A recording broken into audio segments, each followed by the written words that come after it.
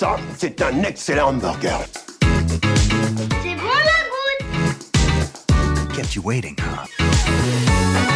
Si je devais me faire dessus dès que les parents gueulent, je ferais pas prof. If you want to be a hero, you need to have dreams. Bonjour à tous et à toutes et bienvenue au Comptoir des Recos, le podcast fait par des potes, pour des potes, et où le temps d'une bière, d'un verre de vin ou d'un soda, nous discutons des œuvres de pop culture marquantes qui méritent le coup d'œil. Bienvenue dans cet épisode... Numéro 6, si je ne me trompe pas. Yes, numéro 6. À chaque fois tu dis si je me trompe pas et à chaque fois tu te trompes pas. J'ai toujours des petites hésitations, je vais avoir un peu plus confiance en moi, je pense. C'est vrai, on devrait peut-être avoir une sorte de petit compteur quelque part sur notre écran d'ordinateur pour pouvoir se rappeler, parce qu'à chaque fois, moi je te demande parce que moi-même j'oublie. C'est vrai que c'est le genre de choses, tu vois, d'informations que normalement tu penses savoir jusqu'au moment T où tu te dis Ouais, de ouf. mince, attends, mais c'est quoi déjà Qu'est-ce que je dois dire Non, on est bien dans notre épisode 6 du Comptoir des Recos. On vous remercie d'être avec nous, fidèles auditeurs, toujours aussi nombreux. Et alors, écoute, comment ça va mon team ? Bah écoute, ça va très très bien. Toujours une belle soirée, enchanté de cette belle soirée dans laquelle on va enregistrer, etc. pour parler d'un sujet qui nous est cher, du coup, satisfait. Alors, satisfait. un sujet qui nous est cher, enfin, qui Précisons. surtout t'est cher à toi, parce que C'est vrai. moi je l'ai découvert que très récemment. C'est vrai. Bah là, c'est vrai que c'est un petit peu un moment d'échange total parce que il y a eu Massacre à la tronçonneuse que tu m'as fait découvrir, sur lequel c'est un film que tu avais adoré et que grâce à toi j'ai pu apprécier aussi. Yes. Et cette fois-ci, effectivement, on va parler d'un film qui pour moi me tient particulièrement à cœur, comme tu l'as dit, et dont je t'ai parlé finalement il y a 2 semaines à peu près, c'est ça ? Ouais, c'est ça, lors de l'enregistrement du dernier podcast. C'est ça. Juste avant qu'on se décide, on s'est aperçu qu'on n'avait pas Le sujet. prévu le sujet de la fois prochaine et tu m'as dit, mec, t'as sorti ça de ton chapeau. C'est vrai, je t'ai dit, vas-y mec, faut que tu le regardes, ça va sans doute te plaire. Et voilà. Voilà, c'est parti. Et voilà, et tu m'as fait une reco, hein, comme on dit dans le jargon. Oh, oui. Et ça colle parce que ici c'est le comptoir des recos. Jusque-là, on est assez cohérent, hein, on peut le dire. Bon, du coup, effectivement, quel reco je t'ai donc fait, mon cher Jules ? C'est Robin Hood, Prince of Thieves, un film sorti en 1991. Est-ce que tu peux me le refaire avec ce magnifique accent, mon gars ? Alors, bien sûr, Robin Hood, Prince of Thieves, sorti en 1991. Ah là là, mon globiche là, mon petit globiche. Alors, je me fous de ta gueule, mais je pourrais pas faire mieux, donc... Je pense que oui. En vrai, t'as un meilleur anglais que moi, hein, largement. Hein. Ouais, mais c'est vrai que le mot voleur en anglais, il est hardcore quand même. Il est thieves. Thieves. Et à Paris, non, pas habitué à mon palais francophone, tout ça. Et du coup, Robin Hood... Oui, baguette. Oui, la rue de Montmartre, s'il vous plaît. Du coup, Robin Hood, Prince of Thieves, qui est traduit en version française par Robin des Bois, Prince des voleurs. Parce que oui, Robin Hood, Robin Capuche, la traduction littérale n'aurait pas été fun. Et rentrons un peu dans le sujet, on peut enchaîner. Hein, donc c'est un... Mais alors, Oui, juste dis-moi. pour s'arrêter sur c'est vrai que moi, pendant très très très longtemps, Ouais. et même là, quand tu m'en as parlé il y a 2 semaines, j'ai une hésitation. Mhm. J'ai toujours l'impression que c'est Robin Wood. Ce qui aurait été plus logique en soi, hein, par rapport à... Tu veux dire que les Anglais s'adaptent à ce que nous on dit en français, ouais. En même temps, je sais pas, leur héros qui s'appelle Robin Capuche, ça aurait été... Et même, j'allais dire, la légende de base, c'est Robin des Bois. Enfin, on a tous entendu Robin des Bois. C'est pas Robin Capuche. Ça aurait été un peu débile. Enfin, ce serait terrible, non ? Enfin... Mais attends, qu'est-ce que tu veux dire, la légende de base ? La légende d'origine de Robin des Bois, je veux dire, c'est Robin des Bois, enfin, Ouais, non mais en français, mais français. je veux dire, déjà la légende de base, c'était déjà Robin Hood, non, en anglais ? j'en suis pas si sûr, ça. Ça, j'en suis pas Ah si ouais certain que ça, en fait, finalement. Allez, c'est parti pour une session de fact-check. Fact-check. Si attends, je dis de la grosse merde, mais je trouverais ça totalement délirant. Mais alors, ce serait quoi ? Ce serait Robin of the Hood of the Wood ? Oui, dans ma tête, enfin, c'est vrai que j'aurais peut-être pu prendre le temps de vérifier, mais j'aurais trouvé ça... Non, c'est Robin Hood, déjà... Déjà dans la légende d'origine ? Ok. Déjà dans la légende d'origine, mon gars, ouais. Ok, bah excusez-moi, amis anglophones. Donc c'est nous en France, on s'est adapté à vous. Et je suis désolé, mais je trouve ça beaucoup plus cohérent chez nous. Voilà. Voilà, niquez-vous. Je vous pisse un peu dessus, mais je trouve que c'est beaucoup plus cohérent chez nous. J'adore le Brexit. Voilà, bah vous avez raison de dégager, hein. Voilà, comme ça. Mais donc bon. Bah c'est vrai que ça remet des hésitations, mais oui. Bah d'ailleurs, même quand je t'en ai parlé du film il y a 2 semaines, j'avais eu moi-même une hésitation. Je t'avais dit Robin Hood et tu m'avais dit les bois ou la capuche et je t'avais dit oui des bois. Enfin je crois, tu vois. Donc, moi-même c'était un peu embrouillé dans ma tête, hein, comme quoi ça peut porter à de grosses confusions. Hein. Ils sont pas clairs, c'est British. Ils ont jamais été clairs. Même avec l'Europe, ils étaient pas clairs. Même avec leur fiction, ils ne sont pas clairs. Ils ne sont pas clairs du tout, ces Anglais. J'espère que bon, heureusement que c'est un podcast francophone. Hein. Voilà. Yes. Oui baguette. Oui baguette. Fois 2. Mais donc bon, donc comme je le disais, bah, Robin Hood, Prince of Thieves, un film sorti en 1991 et donc réalisé par Kevin Reynolds, qui est aussi connu pour un film et ça me l'a rappelé quand je me suis informé pour le podcast, qui a aussi sorti un film qui est The Beast ou La Bête de Guerre, que je conseille. Oh là, voilà, ok. Qui est un film notamment qui parle d'un char russe T-60. Enfin, qui parle en gros de Attends, c'est un peu bizarre dit comme ça. Non, en gros, C'est un... on dirait une fiction un peu bizarre, tu vois, genre... Non mais oui, de ouf, tu sais, moi je me suis imaginé, genre, c'est un char russe T-60, il a son papa char russe T-40 et sa maman, et il va à l'école, et il a sa journée de tank russe à l'école, et Remarque, il est amoureux. ça aurait été de ouf, ça aurait été de ouf méta, hein. En vrai, ça aurait été un peu... Non, mais tu sais, on dirait, enfin tu sais, un peu comme les délires des furries et tout là, genre tu sais, les fictions manga un peu bizarres. Ah ouais, là, on aurait porté le truc très très haut. Mais non, je corrige, ça raconte, voilà, ça suit l'histoire d'un équipage de chars T-60, mais pendant l'invasion de l'Afghanistan. Voilà, et donc l'invasion russe en Afghanistan, etc. Donc c'est un film que je conseille aussi, Bête de guerre, que je te conseille aussi si tu n'as pas vu, qui est vachement bien, qui est très très bien. Allez, une reco dans la reco, c'est gratuit. Voilà. Et donc, bah voilà, film sorti dans les années 91, et donc qui reprend la fameuse légende donc, de Robin des Bois. Mais Kevin Reynolds, aucun lien de parenté avec un certain Ryan? Non, aucun.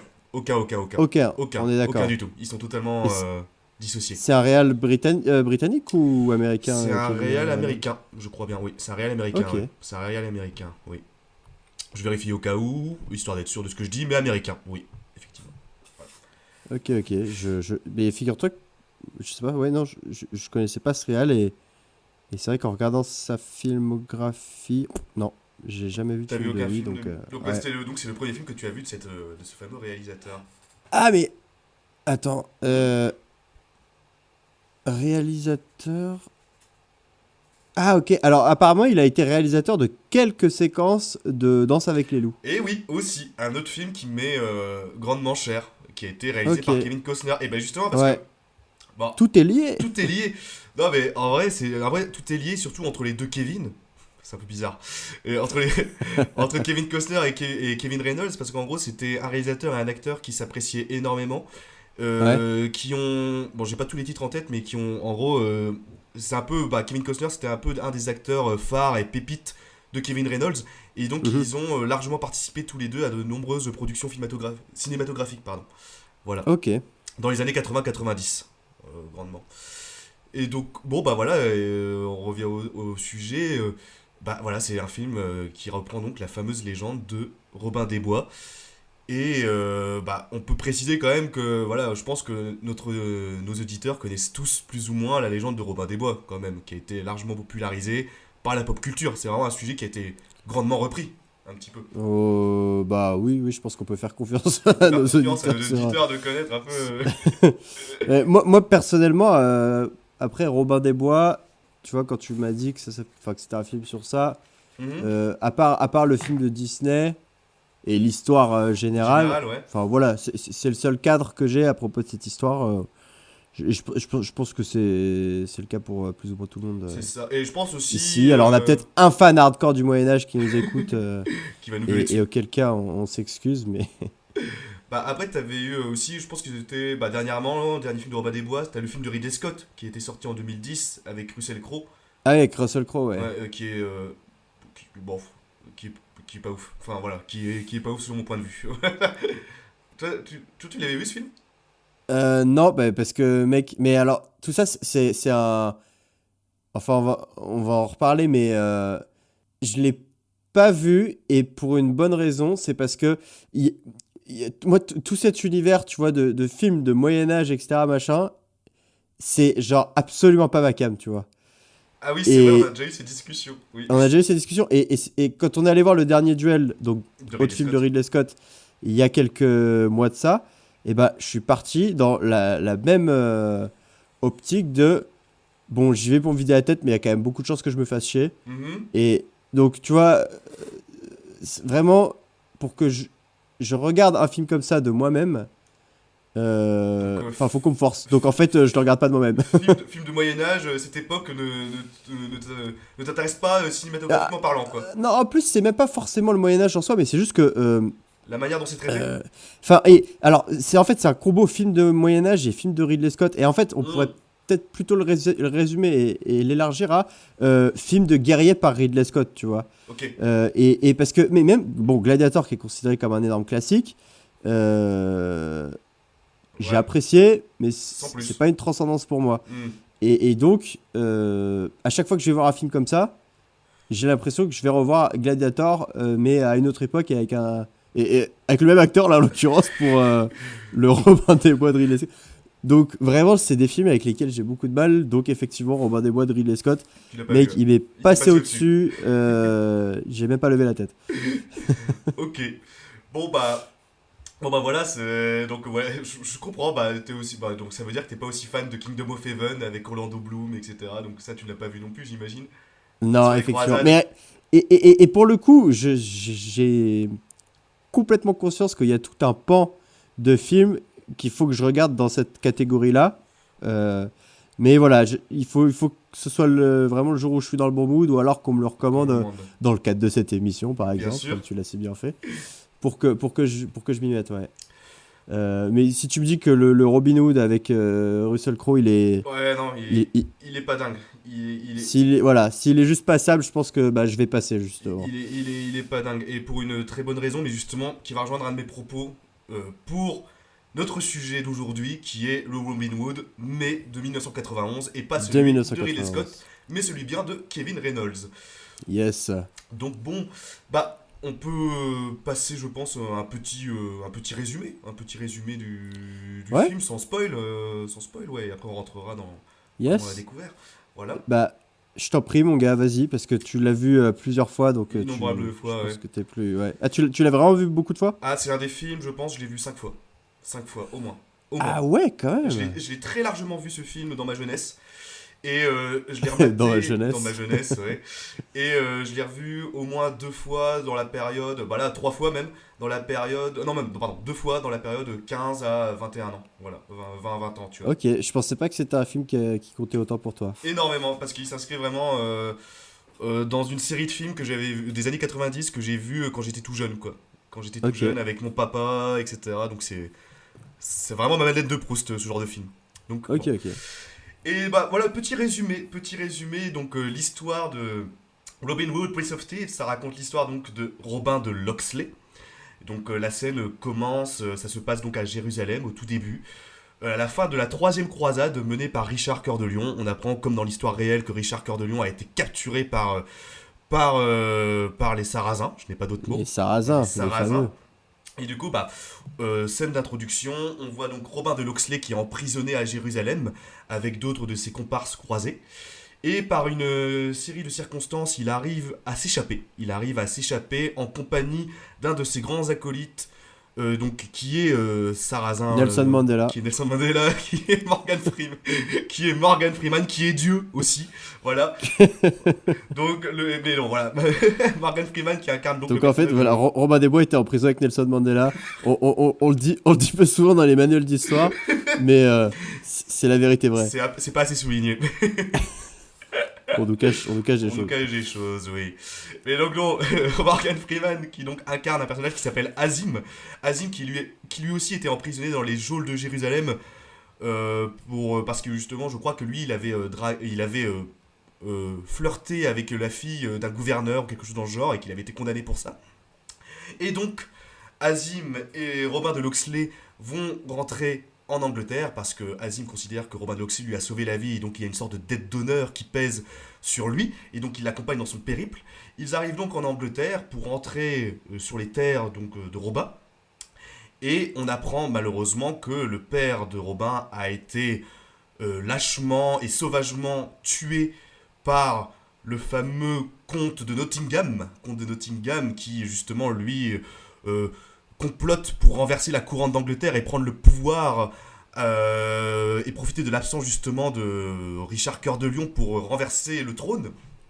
Oui, il est méchant ce comte de Nottingham. Il est très très méchant, il est d'ailleurs très très méchant et c'est largement souligné qu'il est méchant dans ce film.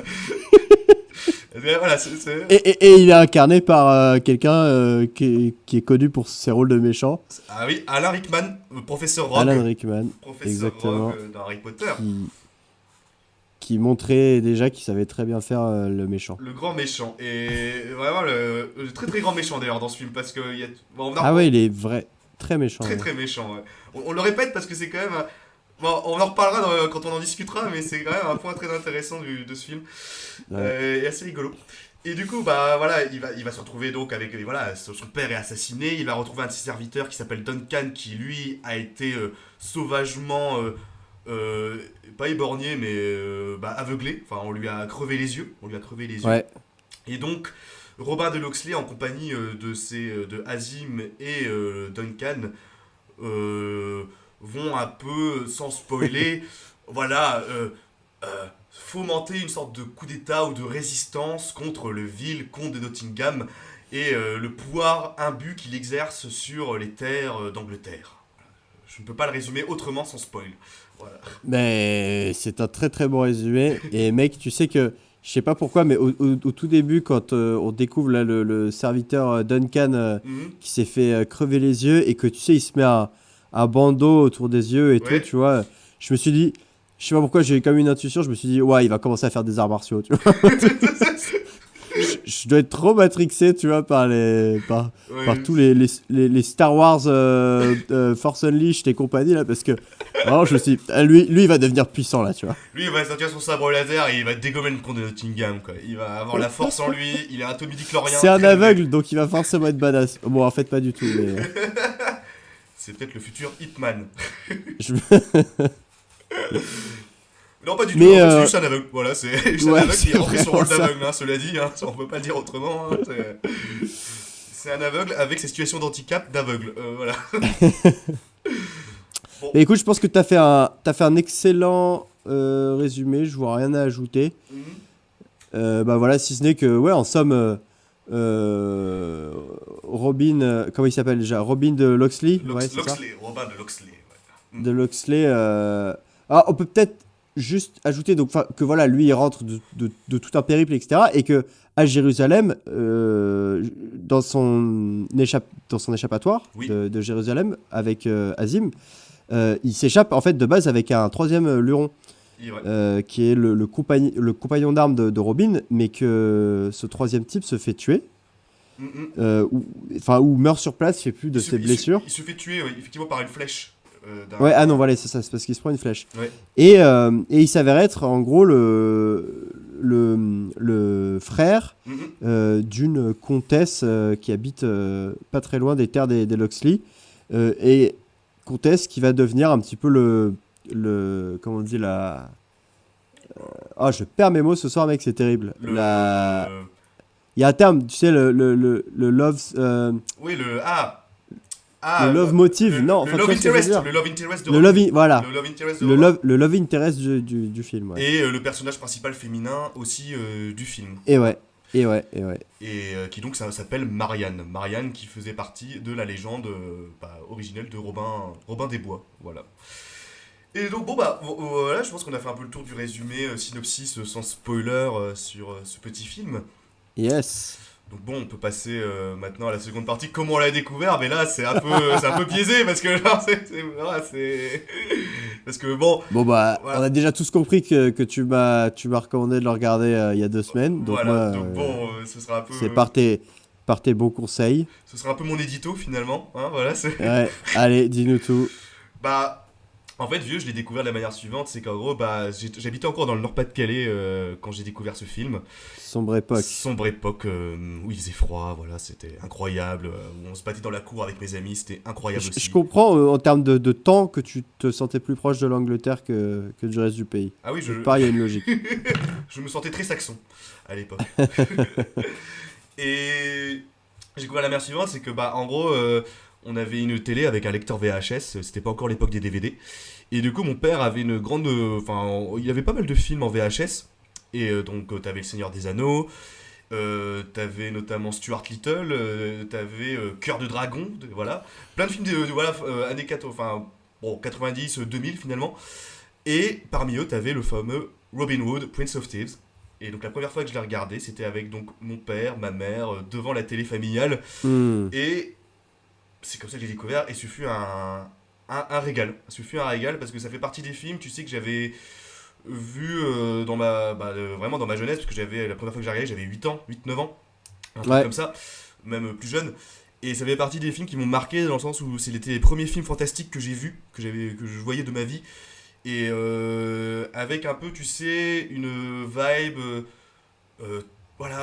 très très romancée, très très fantastique. J'ai aussi, dans la même époque, j'avais maté aussi Cœur de Dragon, qui est un film que j'avais largement aimé, qui est en gros, je vais pas le détailler ce film, mais en gros c'est aussi un film dans cette même tenance un peu historique, pseudo d'époque, mêlée avec le fantastique, avec tu sais un peu héroïque, qui te donne envie de partir à l'aventure, et cela avec un méchant très très bien défini, parce que voilà, hyper aussi manichéen comme film, tu vois, mais voilà, qui m'ont vraiment bercé dans ma jeunesse, dans le sens où ça fait partie des films qui voilà, c'est un terme que j'emploie très souvent dans le podcast, mais qui ont travaillé mon imaginaire, qui m'ont permis de m'intéresser aussi, mine de rien, un peu,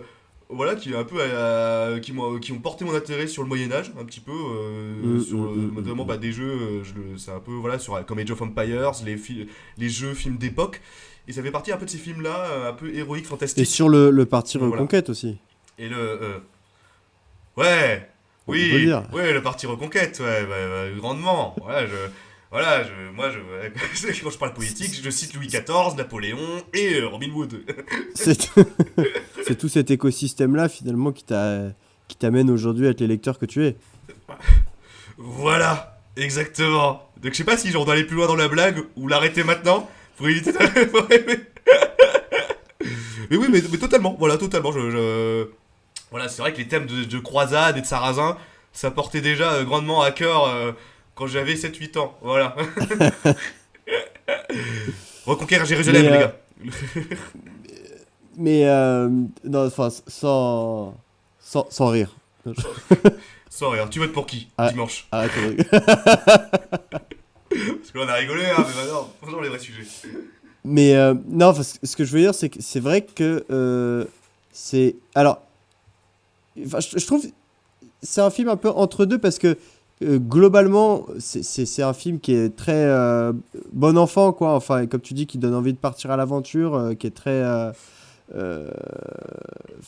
bon enfant, dans le sens où il n'y a pas de grosse violence et tout, mais en même temps c'est vrai qu'il y a 2-3 scènes où je me suis dit c'est un peu dégueu quand même, là, tu vois. Enfin, je vois ce que tu veux dire. Tu vois, genre, il y a des moments où t'as l'impression que c'est un film qu'un gamin de 7-8 ans, il pourrait regarder.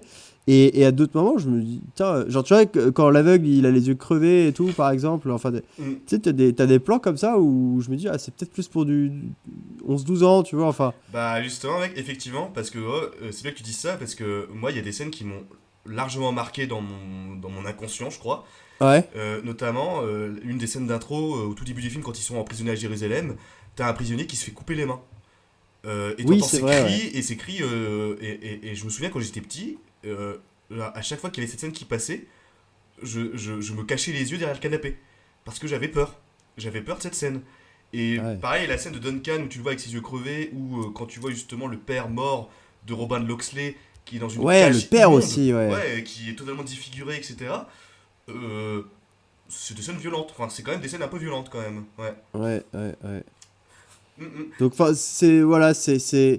il est à mi-chemin entre le film le film jeunesse, quoi, et en même temps pas trop jeune non plus, quoi. Effectivement. Et c'est justement, on va en parler je pense dans l'analyse des points positifs, c'est justement une des transitions qu'ils ont voulu faire avec ce film. C'est en gros de l'ancrer plus dans une certaine forme de réalisme et quitter un peu l'image fantastique, trop fantastique justement de Robin des Bois, où on avait un peu, tu sais, l'image d'Épinal de Robin des Bois avec ses collants verts, tu sais, le déguisement de bonisseur de la batte dans OSS, avec le petit chapeau vert, la plume rouge, et tu vois, ils voulaient un peu sortir de cette image-là et de l'ancrer dans un truc un peu plus réel, sans perdre non plus le côté fantastique et édulcoré. Voilà, Ouais. c'est un des points de transition c'était vraiment une des intentions justement du réalisateur et de la prod de faire cette transition-là. Ok, Voilà. ok. Donc, bon, je pense j'ai bien résumé comment j'ai découvert ce film. On peut passer à la partie point positif / analyse, un petit peu de Yes. de ce côté-là. Du coup, là, je pense que j'ai beaucoup parlé. Et donc, du coup, mon Jules, je vais te poser la question. Toi, quel est le premier point, un des points justement qui t'a plu dans ce petit film qu'est Robin Hood? Bah écoute, premier point qui est le plus évident pour moi, et c'est ce que j'ai amorcé en début de podcast, c'est que je vais être 100% honnête avec toi. Il y a 2 semaines, quand tu m'as dit, mec, on va parler d'un film qui s'appelle Robin Hood, Robin des Bois, je t'avoue qu'après qu'on a raccroché, j'ai un peu tiré la gueule. Je me suis dit, bon, il va falloir que je me trouve un moment pour regarder ça, putain. Ah, ça va être chiant. Voilà, parce que j'y suis allé comme je vais dans toutes les œuvres un peu aventure / Moyen-Âge Ouais. / Ridley Scott. C'est-à-dire vraiment pas avec l'envie d'y aller, quoi. Ok. Et puis alors, j'ai ouvert Netflix, j'ai réservé ma soirée quand même pour ça, hein, je me suis dit, allez. C'est bon. J'ai ouvert Netflix, j'ai vu qu'il faisait plus de 2 heures, j'ai fait, oh purée, l'enfoiré. Et en plus, il m'impose un truc qui dure plus d'1h30, quoi. C'est ça. Et au final, j'ai passé un bon moment, il faut l'avouer. Ah, ça fait plaisir. Ah, Le film n'est pas sans défaut, mais loin de là. voilà, ce qui m'a fait passer un bon moment, et c'est cette première qualité que je veux évoquer, c'est que, effectivement, on est face à un film qui, contrairement à beaucoup de films de conflits moyenâgeux, si je puis dire, n'a pas tant de scènes de bagarre que ça, et laisse une très grande place au développement des personnages, et en fait, c'est ce qu'on disait tout à l'heure, il est vraiment bon enfant. Oui. Et donc, l'un des buts principaux quand même du film, c'est de te faire kiffer, de te faire passer un bon moment, un moment agréable. Et donc voilà, ce film est assez lumineux. Et donc j'en suis ressorti vraiment avec une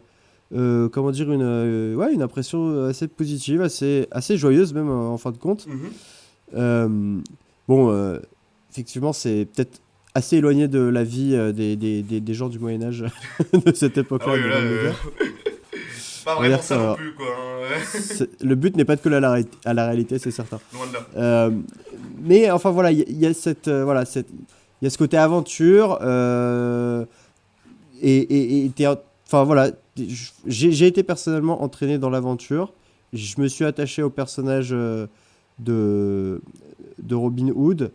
Alors après voilà, il y a des limites en fait que j'évoque pas encore parce que on en parlera plus dans les points négatifs. Mais voilà, bon, premier point positif, ce serait que c'est un film qui suit très bien. Enfin, c'est un film qui t'embarque très bien et qui suit tout aussi bien. Enfin, au final, voilà, pendant les 2 heures, j'ai pas vraiment décroché comme je pouvais m'y attendre.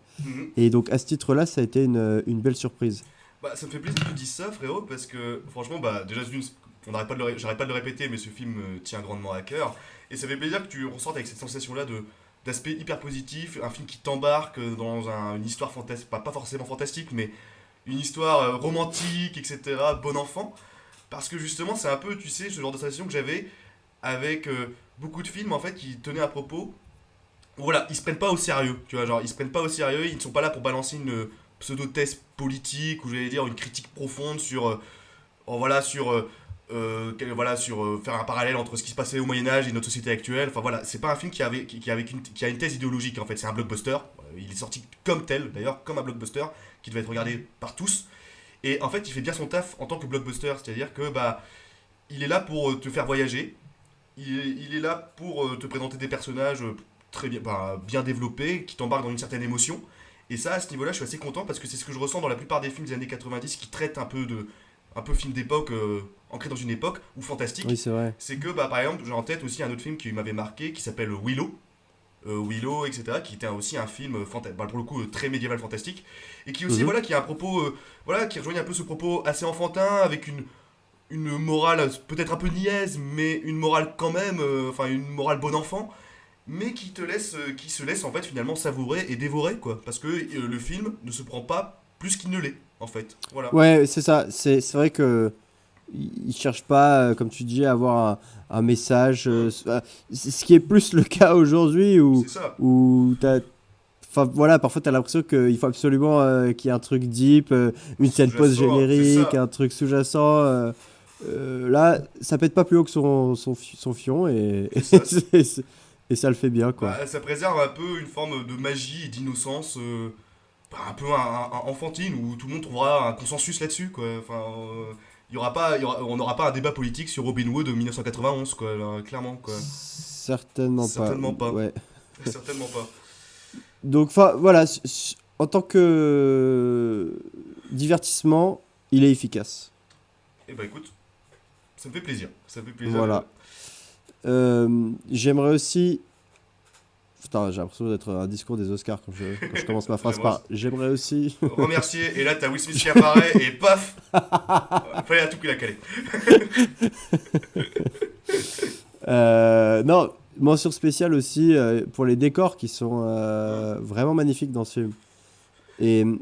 Alors, enfin, il y a tout un parallèle aussi, je trouve, hein, qu'on peut faire entre. Enfin, que je fais dans ma tête parce que j'ai vu Le Seigneur des Anneaux qu'une fois, et donc pour moi, dès que t'as un film un peu moyenâgeux, je le rattache au Seigneur des Anneaux. Ouais, on est là. Je connais le classique. mais voilà, c'est un pot aussi que j'ai fait dans ma tête. C'est, bah, on a aussi plein de plans avec nos personnages qui vont traverser des grandes étendues herbeuses ou des paysages de cascades, etc. Enfin, voilà, des paysages qui font plaisir aux mirettes. Et donc voilà, les lieux de tournage sont vraiment magnifiques. Donc ça aussi, c'est un bon point positif. Et je regardais ce qui est assez marrant. Excuse-moi, t'allais dire un truc ? Non, vas-y, continue. Après. Ce qui est assez marrant, c'est que... Alors la plupart, effectivement, des plans ont été tournés en Angleterre.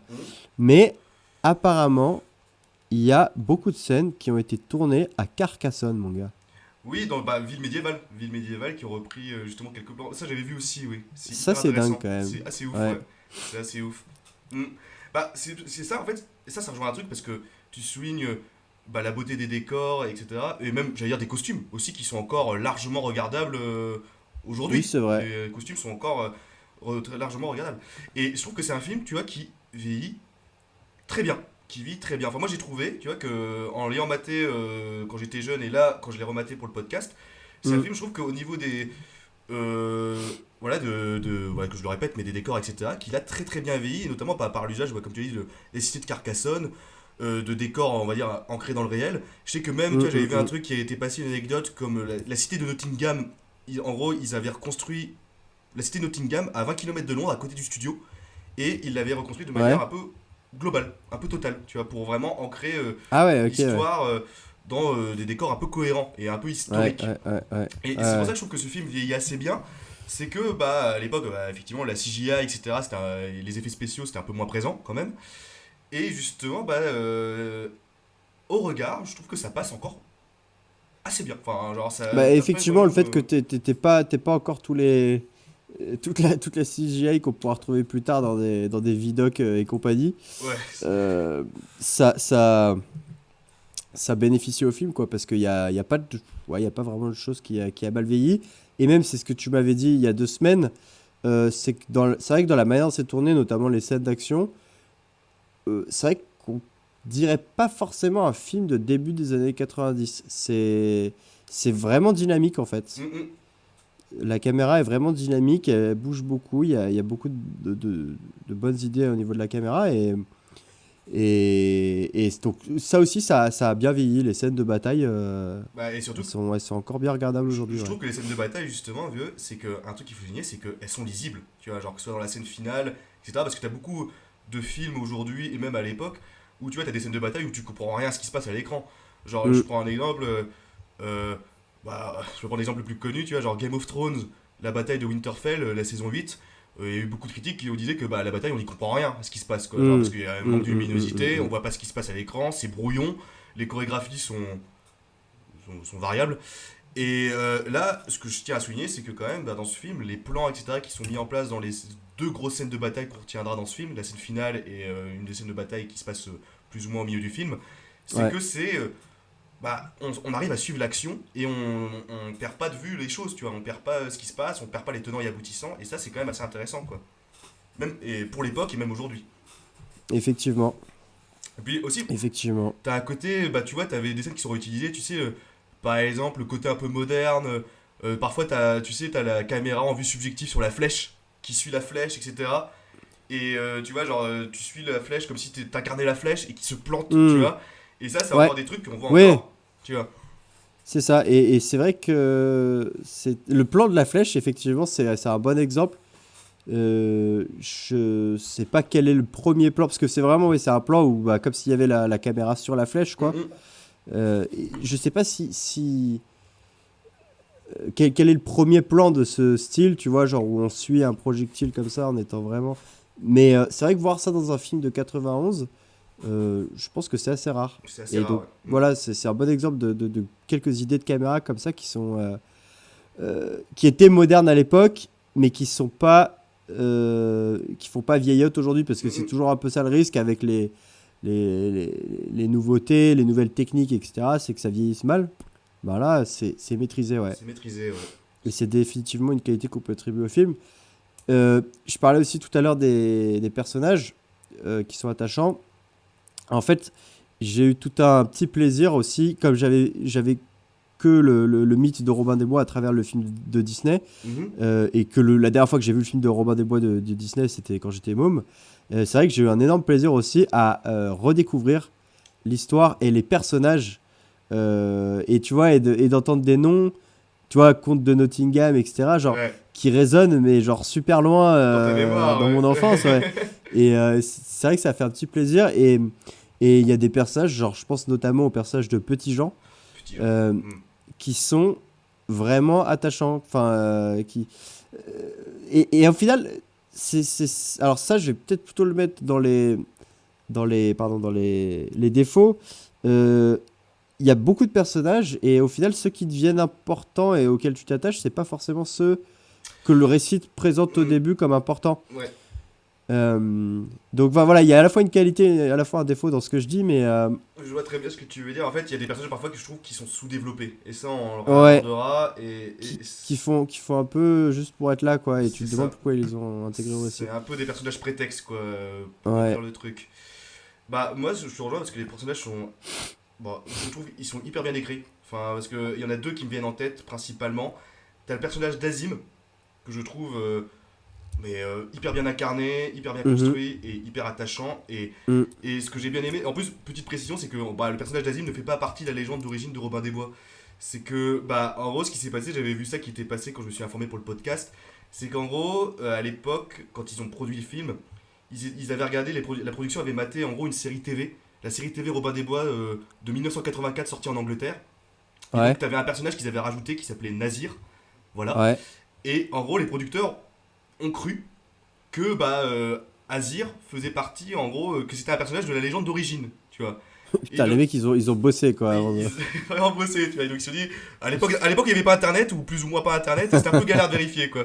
Et du coup, en fait, t'as un mec justement qui faisait partie, qui avait produit la série TV, ou enfin, du moins qui avait participé à la série TV, qui leur a dit, ah ouais, non, mais pas du tout, Nazir, pardon, c'est un personnage qu'on a rajouté, quoi. Et du coup, ils se sont dit, ah merde, du coup, on n'a pas les droits sur Nazir, du coup, on va l'appeler Azim. Voilà, du coup, d'où le Putain, le bricolage. bricolage le plus total. Mais ouais, vas-y, Mais excuse-moi. ce personnage, en fait, je trouve que c'est l'un des meilleurs personnages de ce film. Bah justement, moi je suis plus réservé parce Ah que ouais autant je le trouve vraiment attachant, et Et bon, bah, c'est Morgan Freeman, donc c'est. Ouais, il a. Morgan Freeman, qui d'ailleurs en 91 avait déjà le visage qu'il a aujourd'hui, quoi. Il vieillit jamais, ce gars, c'est incroyable. Ou alors il a jamais été jeune, je sais pas comment ça marche, mais. Et donc, enfin voilà, le personnage est vraiment attachant et la bromance entre lui et Kevin Costner, elle est vraiment cool. Mais en même temps, par rapport au récit global, il fait vraiment pièce rapportée, je trouve. Ah, pièce rapportée. Ah, ça, je suis pas je suis pas trop d'accord avec toi là pour le coup. Ok, bon, on aura ce débat quand on parlera ou alors on l'a maintenant. On peut l'avoir maintenant qu'on l'aborde. On peut l'avoir maintenant ce débat. Allez. Alors, je trouve qu'il fait pièce rapportée parce que très honnêtement, à part le délire, parce que bon, donc, comme tu l'as dit au début, Robin Hood sauve la vie de Azim, et donc Azim décide de le suivre pour lui repayer la dette de s'être fait sauver la vie, quoi. Et en fait, bah, tout au long du film, Azim, à chaque fois que Robin Hood a vraiment besoin de lui, il est en train de faire autre chose. Ouais, et il dit c'est moi qui choisis en gros quand je vais te sauver la vie. Et en gros, bah, évidemment, ça n'arrive que. Attention, gros spoil. À la toute fin. ça n'arrive qu'à la fin. Mais du coup, en fait, ça fait que. Bah, Azim, à part ça, il n'y a aucun moment, je trouve, où il est vraiment intégré au récit. Si, le seul moment, c'est quand la femme de Petit Jean va accoucher et qu'il l'aide à accoucher. Et c'est une belle scène. Belle scène. Mais encore une fois. Je trouve que le personnage d'Azim ne contribue pas activement dans le récit à faire avancer les choses, en fait. Il n'a pas un rôle moteur, alors qu'on te le présente au tout début comme l'un des deux personnages principaux, tu vois. Donc c'est en ça que je dis que c'est une pièce rapportée pour moi. Bah, je comprends que je comprends ta critique sur l'ensemble du film qui ne soit pas là pour faire avancer la narration. Après, moi, c'est là où j'ai trouvé que franchement, c'est un des personnages que je préfère et un des personnages que j'intègre le plus dont je les souvenirs le plus mémorable dans le film. C'est vraiment 2 points. C'est que comme tu l'as cité, c'est la bromance entre Azim et Robin Loxley, où tu te rends compte que c'est un peu abordé, mais c'est pas le truc principal. Mais c'est quand même, voilà, c'est un peu en filigrane. Genre, c'est 2 cultures différentes. Robin Loxley, expiègle, provocateur, caricature de l'anglais, tu vois, genre un peu en mode pédant, coquille, etc. Ouais, voilà, vraiment, voilà. Et de l'autre côté, tu as Azim qui incarne effectivement la culture orientale de l'époque, qui est sage, beaucoup plus réservé, avec une avancée technologique un peu plus d'ailleurs c'est mis en filigrane, mais avec une avancée technologique qui est un peu plus qui a connaissance des techniques modernes, beaucoup plus avancées que les occidentaux. Notamment, j'ai une scène où il présente une jumelle, tu vois, une longue vue, etc. Oui. Et un truc totalement anachronique où il présente la poudre. Bon, ça, c'était pas du tout à cette époque-là, mais bon, on s'en fout. C'est pour montrer, voilà, ce décalage-là. Et ce que je trouvais assez sympathique pour ce film et pour l'époque, c'est ce côté un peu fraternel, un peu bonne morale, cela dit, mais quand même, voilà. Très bonne morale, mais comme on a dit, c'est bon enfant, et c'est vrai que c'est assez jouissif de les voir. C'est ça. Bah, de dialoguer et de voir qu'en fait ils ont 2 personnalités, je vais pas dire opposées, mais en fait 2 personnalités qui se complètent hyper bien, et c'est pas forcément en termes de la narration et en tant que moteur de l'histoire que Azim va jouer, mais plus dans les échanges qu'il va avoir et en tant que tu sais que élément porteur de Robin Loxley, tu vois, genre comme j'ai plus le terme exact en anglais, tu sais, mais de best mate, tu vois, genre un peu. Ouais, tu de vois, best mate, ouais. Qui va mettre même de ce point de vue-là, je trouve, tu vois, qu'il contribue pas à faire avancer Robin Hood dans son cheminement, tu vois, dans sa manière de penser, etc. Vraiment, je trouve que il a aucun apport concret à l'évolution des personnages ou à l'évolution du récit.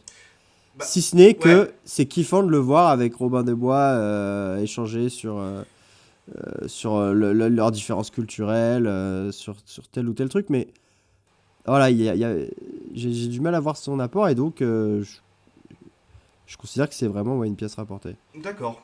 Bah après, moi, il y a aussi une autre scène qui m'avait plus ou moins marqué. Bon là, petit spoiler à la fin, lors de la bataille finale, tu sais, dans le château de Nottingham, etc.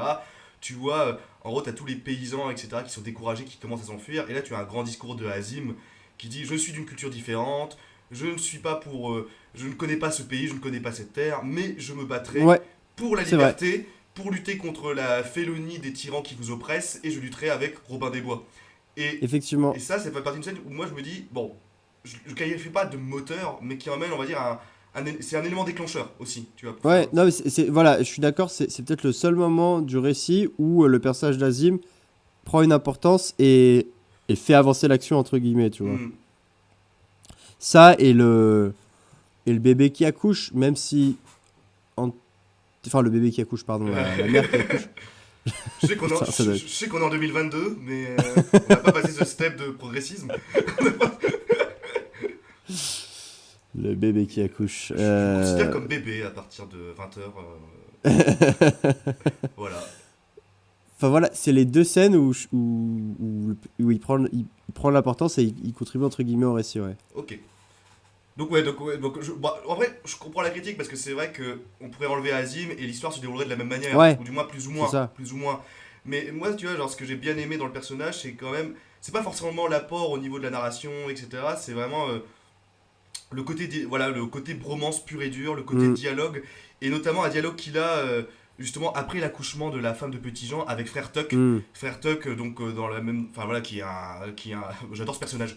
Qui est, ouais, aussi, ouais, Frère Tuck, ouais. qui est un moine soulard. Mais qui profite de la vie, quoi, genre, qui représente un peu tout le côté positif de la religion. Voilà, justement, d'ailleurs, on parlera de Frère Tuck parce que je trouve que c'est un personnage hyper intéressant aussi. Ouais. Et justement, Frère Tuck, contexte de l'époque, croisade, etc., il a pas une image très très bonne de la culture arabe et des musulmans. Et justement, leur peut... Qu'est-ce qui a changé? Qu'est-ce qui a...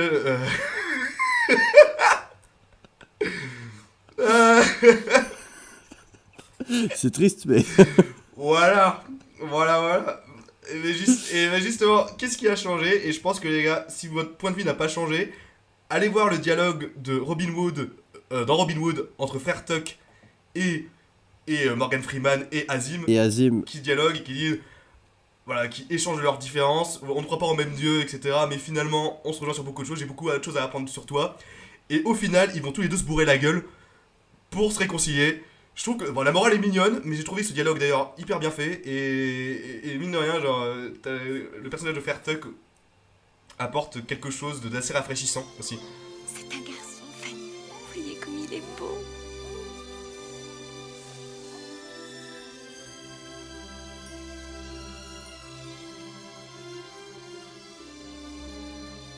Tu es grand, c'est vrai. Mon fils! Venez tous voir comme il est beau, c'est mon fils! Montre-le, Jean, montre-le!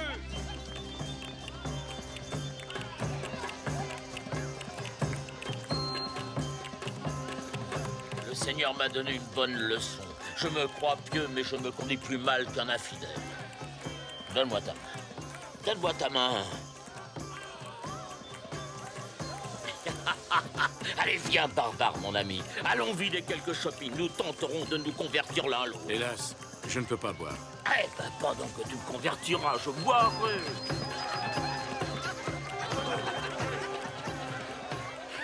Il y a beaucoup de moments comme ça, effectivement, où c'est très feel good et voilà, moi j'esquisse un sourire aussi parce que tu dis, ah, c'est sympa de voir ça, tu vois, quelque part. Bon, c'est béni oui un peu, mais en même temps, ça fait toujours plaisir. Bah, ça fait du bien de l'avoir. En fait, voilà, c'est ça. Ça rejoint un peu le point principal qu'on disait, c'est que c'est pas un film qui pète plus haut que son cul, c'est un film avec une bonne morale enfantine. Et moi, j'adore les films comme ça. Moi, tu connais comme moi que je suis grand fan des Pixar, notamment Ratatouille et tout, avec une morale peut-être un peu niaise, mais voilà, qui fait du bien parfois de se la remettre un peu dans la gueule. Ça fait le café. Voilà. Ouais. Et se dire, bah ouais, c'est bien. Enfin, c'est... Et donc, bah voilà, on a esquissé, mais voilà, on peut parler d'un autre personnage, Frère Tuck. Frère Tuck qui est... Enfin, moi j'adore ce personnage. J'adore ce personnage de... Alors, bah, dis-moi, mon gars. Bah, moi je l'aime bien, mais toi, si tu me dis que tu l'adores, c'est qu'il y a vraiment un... Bah, déjà, mec, j'adore ce personnage, tu sais, de religieux, soulard, qui profite de la vie. Qui, voilà, en fait, tu vois, genre... Bon, j'avais vu des critiques qui sont, pour moi, allés un peu trop loin sur ce film, qui disaient que c'était une critique de la religion, etc. Bon, j'irai pas jusque-là quand même. Mais mine de rien, il y a une forme d'antagonisme qu'on peut faire entre deux personnages. Donc, je rentre là dans le parti un peu analyse spoil, mais en gros, t'as un autre personnage dans ce film qui est l'évêque. Et tu te rends compte que c'est un évêque, Oui. le clergé, qui représente le clergé un peu totalement corrompu. Et qui est proche de Nottingham, du coup. C'est ça, qui est largement, voilà, qui justifie le fait que le père de Robin a été tué parce que c'était un apostate, un parjure, un hérétique, alors que tu te rends compte finalement que très vite que c'est un mec qui n'oublie qu'à une chose, c'est l'argent et le pouvoir, quoi. Et j'ai trouvé bien ce côté, sans rentrer dans une critique de la religion, loin de là, mais ce côté un peu antagoniste entre justement le moine un peu, enfin le moine un peu soulard qui profite de la vie, qui de visio apparaît comme ça, comme un moine qui ne respecte pas tous les dogmes religieux, mais qui finalement qui s'avère être le mec le plus respectueux et le plus représentatif de ce que devrait être la religion, par rapport à, on va dire, le gars, voilà, l'âne qui porte les reliques, tu vois, qui porte tous les atours du religieux, noble, etc., et qui finalement s'avère être une pire pourriture. Et bon, sans rentrer dans la grande analyse, parce que c'est pas ça le propos, je trouvais que c'était bien fait. Et non, c'est vrai, c'est encore une fois une mise en perspective qui est simpliste et béni oui, hein, pour reprendre cette expression. Mais en même temps, ça fait le taf, encore une fois. Ça fait le taf, les personnages sont attachants, enfin le personnage de Frère Toc. Et alors que c'est vrai qu'au début, c'est Frère Toc qu'on te présente comme le mauvais gars. Ouais. Et l'évêque, là, on te le présente plus comme un gentil, et il s'avère que les rôles s'inversent à un moment. Donc, ouais, c'est ça, il y a quelques bonnes idées comme ça, de personnages rajoutés, de mise en scène et tout, qui révolutionnent pas le genre, mais c'est efficace. C'est efficace. Et je pense qu'il y a un dernier personnage, moi, je me dis, qui est encore très moderne et qui est encore très bien écrit pour même aujourd'hui. Bon, même si elle a toujours un rôle très années 90, on va dire. Ouais. C'est le personnage de Marianne. Marianne, ouais. Marianne, bah que... Ah, Marianne. Déjà,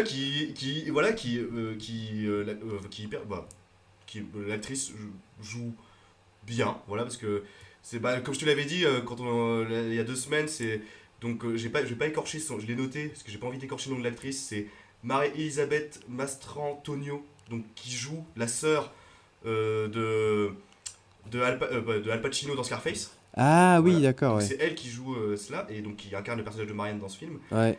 Et je trouve que dans la manière dont le personnage est écrit et présenté, alors sans rentrer dans le côté révolutionnaire, je trouve que c'est encore très moderne pour les années 90 et pour l'époque. C'est vrai, parce que c'est pas... Alors, même si le film, il conserve un schéma narratif assez classique de sauver la princesse, Oui, c'est pas non plus le stéréotype de la demoiselle en détresse, quoi. c'est ça. Bah, dans la scène où ils se rencontrent, justement, t'as la scène où, en fait, tu te rends compte que Ouais. Marianne sait se battre, elle sait se défendre Ouais.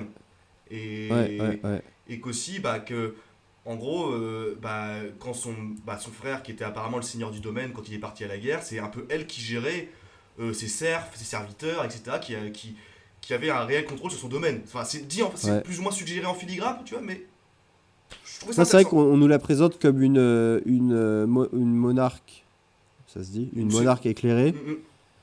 Et donc à la fois le côté éclairé et comme une combattante. Donc c'est loin du stéréotype de la demoiselle en détresse qu'il faut sauver, même si le film repose quand même sur ça, notamment sur sa fin. Mais c'est un personnage qui est intéressant, qui est attachant aussi. Et j'aime bien aussi l'actrice parce que, enfin en tout cas, comment ils l'ont fringuée, etc. Je trouve que elle est pas genre trop belle, tu vois, tu sais, comme tu pourrais avoir parfois dans des films d'heroic fantasy. Elle est bien sûr très loin d'être laide aussi, hein. On va pas se mentir. Non mais tu vois, il y a un juste milieu. Elle a vraiment une beauté simple, je trouve, en fait. Ouais, pas surpoponné, enfin pas... Ouais. Je vois ce que tu veux dire, ouais. Ouais, et je trouve que ça colle aussi assez bien à l'esprit du film et à ce que le film essaie de vendre, c'est-à-dire de pas en faire des caisses. Exactement, je trouve aussi. Et c'est ça, et là je pense que ça fait une bonne transition sur un autre point positif que je trouve, et c'était aussi la vision qu'avait le réal et la production. C'était en gros, j'en avais parlé un peu en intro, mais de faire une forme de transition de remoderniser un peu la légende de Robin des Bois, en le détachant du côté slibard vert, plume, etc., Pompidou, tu vois, Comme, bah, tu vois, il y a les premiers films qu'il avait fait, je les ai pas vus, hein, ces premiers films, tu sais, dans les années 20, t'as les premiers films de Robin des Bois où tu vois le mec qui se pavane effectivement en collant dans la forêt. Et t'es un Ouais, peu- genre c'est Superman du Moyen-Âge, quoi. Ouais, exactement, quoi. Alors, c'est un peu Ouais. ça.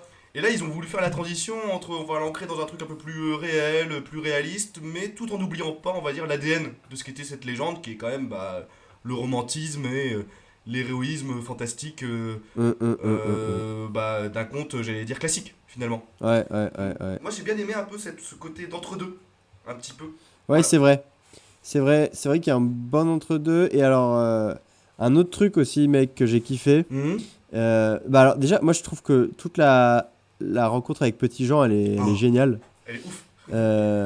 Parce qu'en gros, bah, c'est donc Robin Hood avec. Il y a Duncan et Azim, je crois. C'est cela, ouais. Qui se promènent dans des... Enfin, en fait, c'est pas qu'ils se promènent, c'est qu'ils se font pourchasser par les troupes de Nottingham. Et ils se retrouvent dans un bois qui est censé être hanté. Et il se trouve qu'en fait, il est habité par des paysans de la ville de Nottingham qui fuient, en fait, qui ont été obligés de fuir la répression du comte. Et ils veulent... alors, Robin Hood et ses acolytes veulent traverser une rivière. Et Petit Jean débarque et leur dit qu'ils doivent payer s'ils veulent traverser la rivière. Et du coup, ça part en bagarre, un peu challenge, un peu défi, quoi, entre Robin des Bois et Petit Jean. Et il s'avère que Petit Jean sait extrêmement bien se battre et humilie plus ou moins Robin des Bois, qui derrière ressurgit de la rivière et réussit à choper Petit Jean et à l'entraîner dans la rivière. Et Petit Jean, ne sachant pas nager, il finit par capituler. Mais dès les premières minutes de leur rencontre, il y a une sorte de complicité et de respect mutuel qui s'installe entre eux, que j'ai trouvé vraiment bien montré à l'écran, quoi. Enfin, ça transparaît bien.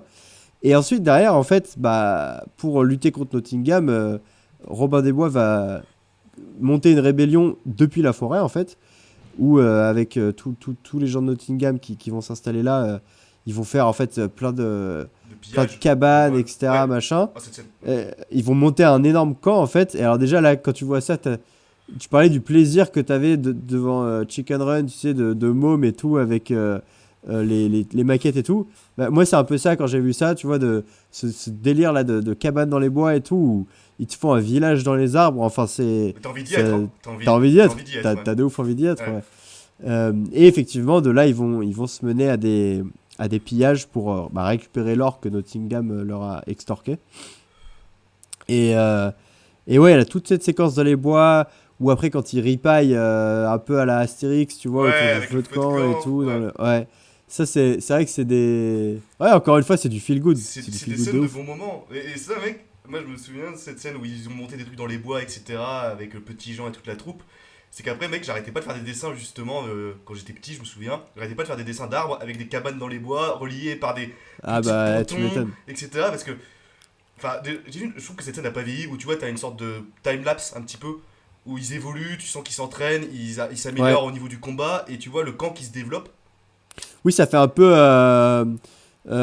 pour défaire Léa. Oui, voilà, ça. Monter donner leur fils. C'est totalement ça.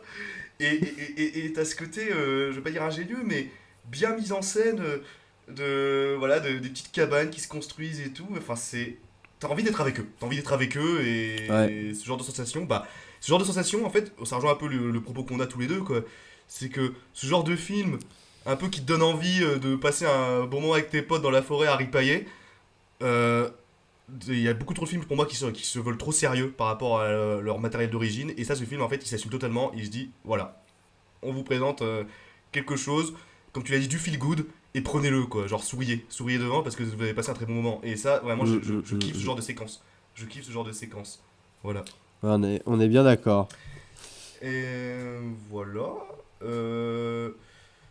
Après aussi, dernier point, gros. Je sais pas si tu es d'accord avec moi, mais un truc que pour moi j'ai surkiffé dans ce film, et c'est la musique du compositeur, je l'ai noté, Michael Kamen. Le thème principal. Alors justement, j'étais en train d'essayer de me dire, est-ce que la musique...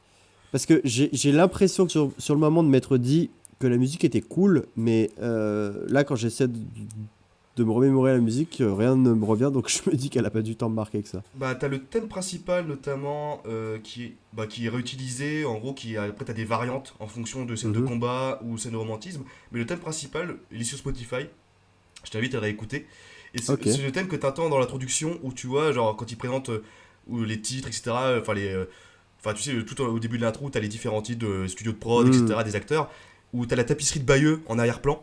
Oui, ouais. Et t'as la musique qui démarre, et je vais pas essayer de me la musique, ce serait une insulte. Mais. Vas-y, essaye. Nanana,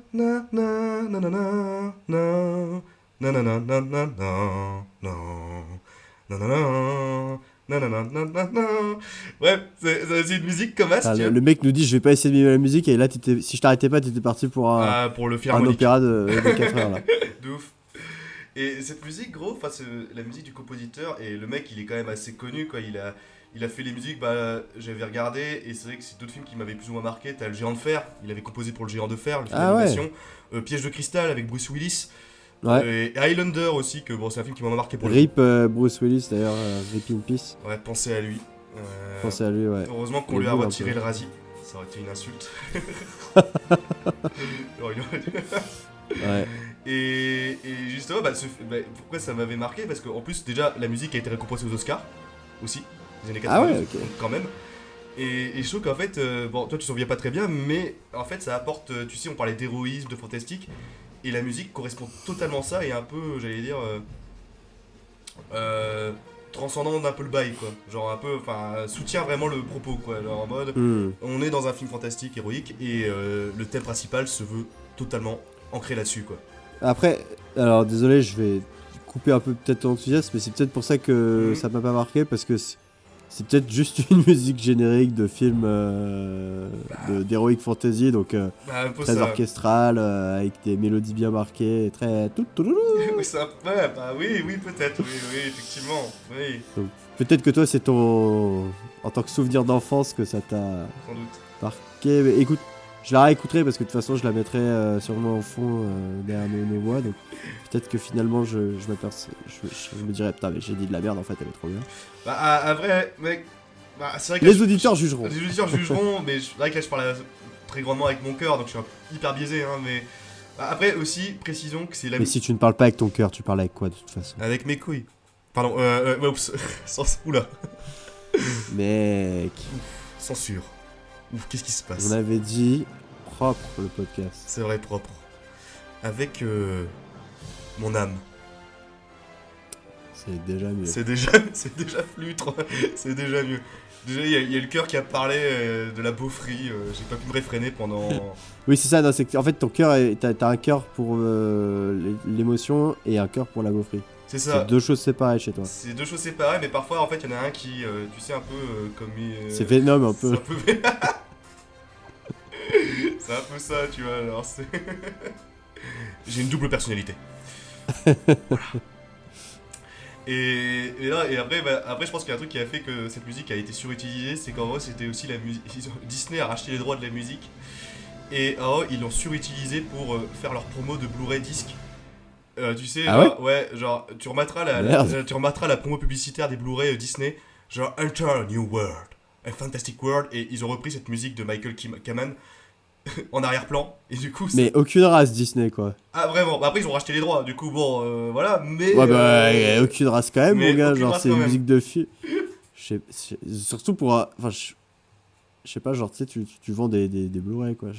Voilà, et donc ils ont mis cette musique en arrière-plan pour pour vendre leur Blu-ray, quoi. Du coup voilà. Est-ce qu'ils ont vendu plus de Blu-ray grâce à cette musique, c'est ça la question? Du coup, quand tu regardes sur YouTube, maintenant, quand tu vois la musique derrière, et même quand il y a la musique derrière, en fait, maintenant, c'est associé à la musique de Disney. Du coup, ils l'ont. Ah ouais. Et c'est plus associé à la musique de Robin Hood, mais à la musique de Disney, quoi. Du coup, ils ont quand même assez bien fait leur boulot.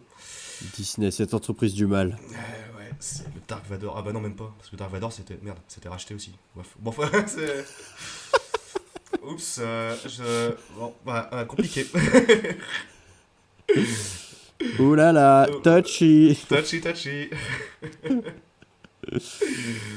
Donc la musique, ok, bah écoute, voilà sur ce point-là, et je pense que ça fait une bonne transition vers les défauts, puisque sur la musique, toi t'es plutôt côté positif, moi je suis plutôt côté mitigé. Alors à partir de maintenant, bah, est-ce que toi il y a des gros défauts que tu vois dans le film? Alors je pense qu'il y en Ouais, il y en a pas mal. a déjà un sur lequel on peut se mettre d'accord. C'est et encore une fois, comment dire, c'est ambivalent. C'est ambivalent. Ouais. Mais bon, Alan Rickman, Bah, en fait, on lui a dit fais le méchant. Et il fait extrêmement bien le méchant. Et je pense que ce qu'il fait. Alors, d'après ce que j'ai lu, il y a quand même beaucoup de répliques qu'il a improvisées. Et ça a énervé énormément la production. Mais je pense que ça correspond plus ou moins à l'esprit du méchant qu'il voulait avoir pour ce type de film. Donc, je pense que c'est pas. Enfin voilà, Alan Rickman, c'est plutôt le côté positif. C'est-à-dire qu'il fait très bien son job, il fait très bien le méchant. Et en plus, t'as l'impression qu'il s'éclate à l'écran. Ouais, il s'éclate vraiment, c'est vrai. Après, voilà, le problème, c'est que le méchant, comme il est écrit, bah, c'est vraiment trop méchant, quoi. Ah bah ça, c'est vraiment le méchant. Le méchant. Avec les ténèbres autour. À chaque scène où il apparaissait, j'avais cette musique-là dans la tête, mon gars, c'était terrible. Ah ouais, tiens, là. Bah, moi, je considère que c'est un point négatif, mais en fait, dans le propos du film, comme on l'a dit, enfantin, etc., hyper manichéen, bah, à la fois, tu vois, genre, c'est ce qui... C'est un peu son truc, enfin c'est un peu le méchant service quoi, genre, et il remplit toutes les cases du méchant qu'on attend dans ce genre de film aussi. C'est ça, et je pense que quand tu le vois en tant que môme, bah ça doit marcher aussi. Ça marche aussi, mais bon, c'est vrai que quand t'es plus âgé, en fait à toutes les scènes, bah effectivement soit il fait un truc dégueulasse, il tue des gens, parce qu'il tue quand même des gens, c'est un méchant qui tue des gens quand même. Soit il va essayer de violer quelqu'un, ou il va essayer de profiter de sa puissance pour violer les femmes. Putain, mec, il y a cette scène, genre, je sais pas, où il est contrarié et tout, parce qu'il s'aperçoit que Robin Hood pille, et que les gens prennent le parti de Robin Hood. Et en plus, donc, alors Robin Hood, il lui a fait une balafre à la joue, et il passe devant une statue de lui, et il y a une balafre sur la statue aussi, donc il tire la gueule. Et là, derrière, il y a deux meufs qui sont assises et tout, et genre, il se retourne, il fait « Toi, tu viendras dans ma chambre à 18h30 et tu amèneras une copine et puis toi tu passeras après. » Et tu sais là, c'est grotesque. C'est tellement, c'est grotesque ouais. C'est horrible. Bah ça, bah ah ouais, bah c'est ça, parce que bah c'est vrai, ça je dirais que c'est entre les deux, tu vois, c'est un point. Les gens en jugeront, mais pour moi c'est vraiment entre les deux, entre le point négatif et le point positif, parce que c'est un méchant, voilà, comme je dis, bah, qui est écrit comme tel et qui remplit son rôle de méchant, mais à la fois dans l'acting, et tu sais, quand il pète des câbles, quand il renverse des tables, il est en mode ah, c'est pas possible. Alan Rickman, t'as l'impression tellement qu'il s'éclate à l'écran et qu'il joue tellement. Bah, il joue bien en fait, il joue bien, mais il va à fond dans son rôle que soit tu rigoles, soit t'es là, t'y crois pas quoi, et du coup, bon bah. C'est ça. Ça peut avoir l'effet inverse quoi. L'effet inverse, ouais. Par contre, un vrai méchant que je trouve que là, pour le coup, que je considère comme totalement un point négatif, et là, je suis hyper tranché là-dessus. Alors, je sais de qui tu vas parler, mon gars. Ah, et on est d'accord là-dessus. La vieille. La vieille, ouais, la sorcière. Putain, mais alors elle. La sorcière, mon gars. Aucun intérêt, quoi. Alors, vraiment, je suis en mode. Qu'est-ce que c'est? Alors, oui, c'est vrai que d'un point de vue scénario. Enfin, ouais, à la limite, ça peut avoir le côté. Ce que, genre, à la limite, le duc de Nottingham, c'est vrai que. Shérif. Le shérif, pardon, le shérif. C'est vrai qu'il est méchant, mais il y a une part d'humanisation quand on nous dit que il était maltraité, je sais plus, par son père ou quoi pendant son enfance. Et sur la toute dernière scène, quand il se fait tuer, c'est vrai qu'on voit sur son torse qu'il a l'air d'avoir des sales cicatrices et tout. Et donc tu te dis, bon, c'est un méchant, mais il a été persécuté et tout. Et en gros, elle tire un petit peu ce rôle de la vraie méchante, en gros, derrière, qui est vraiment pourrie jusqu'à l'âme. Et qui manipule, etc. Et qui manipule. Mais pour moi, le vrai problème, c'est plus tout ce que tu vois de l'extérieur du personnage. C'est genre, elle est méchante et elle vit dans une cave avec des serpents et des rats et des araignées. Et puis elle a des ongles très longs et puis elle fait des rituels un peu bizarres. Ah là là, elle est méchante. Vraiment. Elle est vraiment... Et alors mec, il y a vraiment genre une scène où genre Alan Rickman vient la voir pour prédire son avenir. C'est le moment justement où, bah, encore une fois, la rébellion commence un peu à se faire sentir du côté de Robin Hood et compagnie, et ils sentent qu'ils sont menacés tous les deux. Donc il va la voir et tout pour lire l'avenir et tout. Et elle, genre, elle dit rien et tout. Et genre, elle prend un bol et elle se taille de la main et elle met du sang comme ça dans le bol. Et après, mon gars, genre, elle crache dans le bol. Et genre, quand elle crache, ça fait genre... Et je suis là en mode, mais c'est l'alien ou quoi Au cas où vous avez... Genre, mec, vraiment, genre, tu sais, comme si elle avait craché de l'acide, tu vois. Et je suis là en mode, mais wesh. Et alors que, justement, tout le propos du film, plus ou moins, se veut un peu réaliste. Et là, on a juste cette méchante qui est genre, mais c'est vraiment sortie tout droit d'un conte fantastique. À déconnecter, totalement déconnecté. Hein. Complètement déconnecté, ouais. Bah c'est ça, et voilà, l'acide pour bien prouver que, voilà, si vous n'avez pas compris qu'elle a été pourrie de l'intérieur, cette bonne dame, bah... voilà, on vous le montre à l'écran, quoi, genre, tu vois. Ah non, c'est ça, ouais. Mais c'est ça, et surtout que j'ai trouvé, et ça rejoint un autre point négatif qui est lié à la sorcière, je trouve qu'il y a des sous-intrigues, enfin, deux sous-intrigues qui sont un peu en mode, bah, qui sont déjà mal utilisées et sous-développées, qui sont qu'en gros, tu sais, dans la scène, au tout début, où tu as le père qui sort, etc., et qui se fait tuer, tu as un peu l'idée mis en avant d'une secte qui complote pour renverser la couronne de Richard Cœur de Lion. Et ça, après, alors on s'en fout, mais totalement, quoi. Hein. Ça, tu l'enlèves, mais on parle pas de la secte, on sait même pas qui compose cette secte, enfin, on s'en fout. Il y a juste la représentante de la sorcière qui fait des vieux présages. Et ça, ça pour le coup, tu l'occultes de l'histoire, tu le coupes, mais ça se déroule aussi plus ou moins de la même manière, quoi. C'est vraiment une intrigue que j'ai trouvé en mode ils le mettent comme ça, mais on s'en fout. Enfin, on s'en fout. Et t'as l'impression que la production aussi s'en foutait parce que c'est pas du tout mis en avant, quoi. C'est pas du tout mis en avant. Ouais, t'as des débuts d'arc narratif, mais qui vont nulle part, quoi. Qui vont nulle part. Pareil, gros, et ça, je pense qu'on est d'accord. Mec, t'as le personnage justement de William Scarlett qui fait partie de la légende d'origine, mais qui lui aussi est mal utilisé. C'est quand tu sais, le jeune. Oui, de ouf, ouais.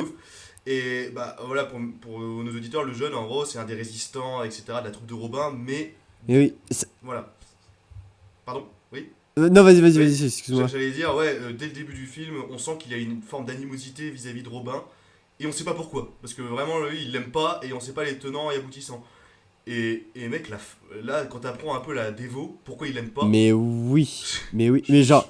Ça fait vraiment... Et il y a plein de moments... Enfin, il y a plusieurs moments comme ça où ça fait vraiment genre... Oh, j'ai sorti ça de mon slip. Ouais, posons-le. Tiens, posons-le là, quoi. Mangeons-le. Et... vas-y, on spoil, hein. Gros spoiler alerte.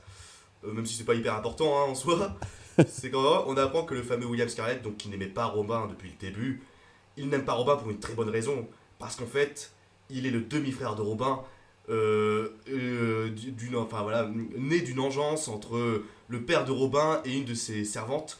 Et vu que Robin des Bois n'était pas très content que son père batifole avec une servante, la servante s'est retrouvée à la rue avec le fils qui est né à la rue. Et donc William Scarlett en veut grandement à Robin parce que Robin a connu une vie de seigneur, et tandis que lui il a été déchu de son titre et il n'a connu qu'une vie de paysan maltraité, quoi. Et bon, là je le dis, et je pense que je le dis mieux que le film. Ouais, de ouf. Ça fait vraiment... Enfin, ouais, non, c'est vrai que c'est vraiment... Tu regardes le film et le mec, il te dit... Au fait... Ouais. je suis... Avant que le film se termine, il fallait quand même que je te dise que... Pourquoi je t'aime pas? Et toi, t'es là, tu fais bon... c'est bon, t'as fait... D'accord. Surtout qu'en plus, gros, la réaction de Robin en mode... Non, c'est pas possible. Et après, t'as le William Scarlett qui fait... Non, mais si... Parce que en fait c'est très simple. Et genre... Mais c'est vrai qu'en plus c'est pas cette séquence là, alors que globalement le film est pas trop mal joué. Cette séquence là en plus elle sonne tellement faux, genre. C'est cheap. C'est cheap de ouf. Et donc t'as cette scène là, mon gars, et t'en as une autre pour moi vraiment iconique en mode. C'est vraiment la toute fin, mec. Genre quand Robin des Bois il va se marier du coup donc avec Marianne après l'avoir sauvé. Et là t'as... Alors, tu sais, ils sont vraiment dans un bon moment du mariage. T'as le frère Toc qui dit que quelqu'un se lève ou se taise à jamais. Et là, t'as Richard Cœur de Lion, incarné par Sean Connery, qui pop de nulle part en mode « Salut !» Je suis le Père Noël. Ouais, c'est vrai. Il est comme le Père Noël. Oui, moi j'ai quelque chose à dire. Épouse-la, lol. Seulement Alors que le mec- si j'accompagne la mariée à l'hôtel. Non mais Enfin je comprends ce qu'ils essayent de faire, mais en même temps ils pop tellement de nulle part et tu t'en fous tellement royalement de lui pendant tout le film que ça fait... Moi ça m'a fait marrer quoi, enfin. Mais je pense, ah ouais, et ça c'était expliqué, mais ah ouais, ce qu'ils voulaient faire c'était faire un gros clin d'œil avec un autre film, enfin un film le film Robin des Bois sort, j'ai pas vu. Le film Robin des Bois sort des années 70 qui s'appelle La Rose et la Flèche. Et qui justement, là c'est Sean Connery qui incarne Robin des Bois. Et du coup ils ont voulu faire un petit clin d'œil en mode regardez, Sean Connery, la bouquet-flette, nanana. D'ailleurs, Sean Connery qui a tourné une demi-journée et qui a reçu un gros cachet aussi, précisons. Donc il s'est pas fait chier le gars, hein. Il a 2 répliques. Hein. Ouais, il a raison d'en profiter. Enfin, il avait. Il avait raison, ouais, il avait raison. Mais du coup, je suis d'accord avec toi, cette scène, t'es en mode. Hein. C'est vraiment, ouais, c'est 2 scènes qui arrivent comme des cheveux sur la soupe. Et en tant que spectateur, soit t'en ris, soit tu te dis, bah, c'est de la merde. C'est de la merde, c'est de la merde. Et surtout, pour revenir sur la scène avec William Scarlett, quand il apprend que c'est son. Enfin, quand Robin apprend que c'est son demi-frère. Et là, t'as Robin, juste après qu'il y a eu l'explication qui prend William dans ses bras et qui fait j'ai un frère.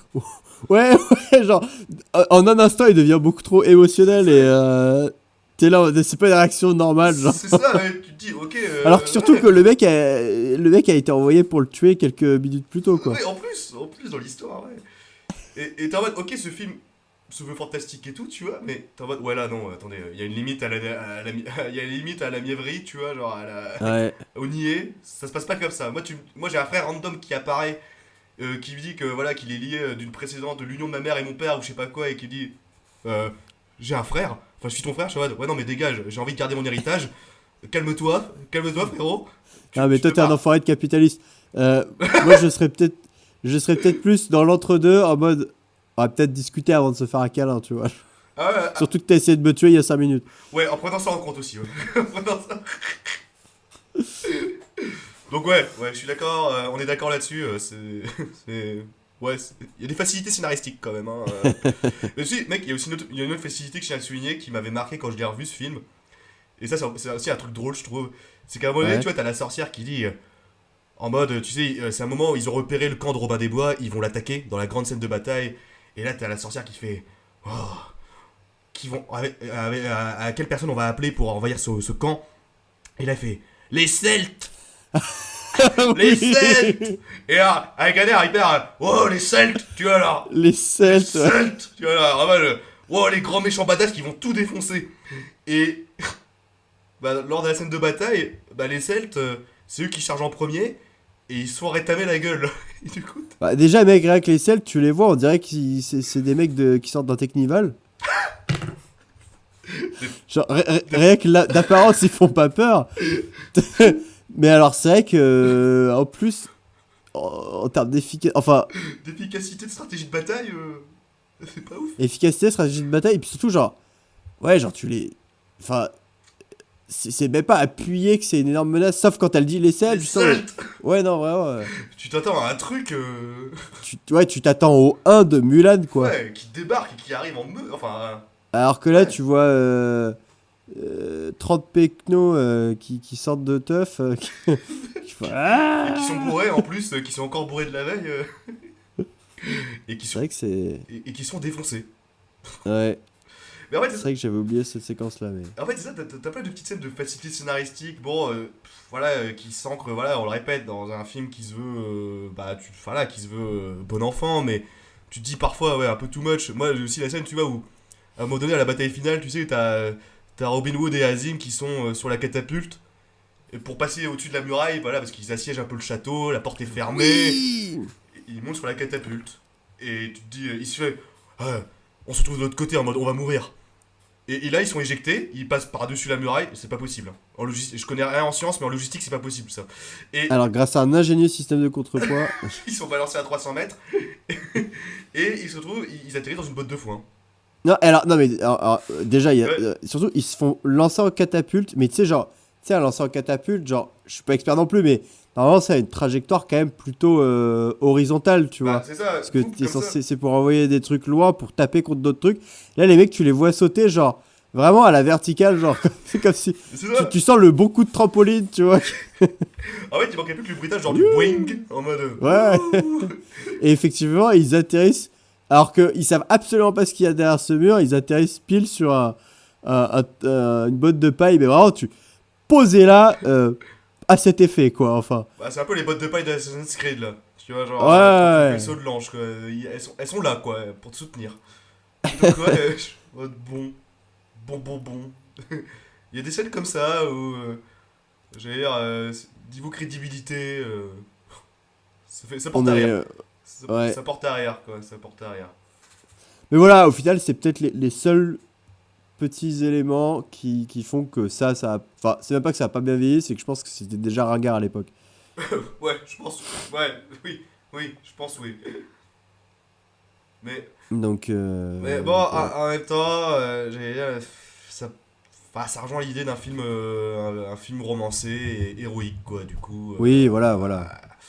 De là, voilà, c'est un défaut, enfin, c'est un défaut pour nous, je pense qu'on est d'accord là-dessus, c'est un défaut, mais bon, je pense que c'est des trucs sur lesquels on peut passer vite au-dessus, quoi.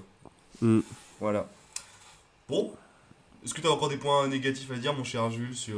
Ah non, j'ai vidé mon sac, c'est bon. Alors, on a visé notre sel sur, sur ce qu'est Robin Hood.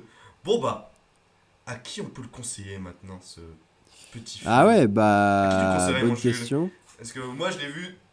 Enfin, je l'ai vu quand j'étais X jeune, donc fois, mon ouais. avis je l'ai vu X fois, donc mon avis est biaisé, parce que moi, je le conseillerais à tout le monde. Mais toi, vas-y, toi qui l'as vu récemment.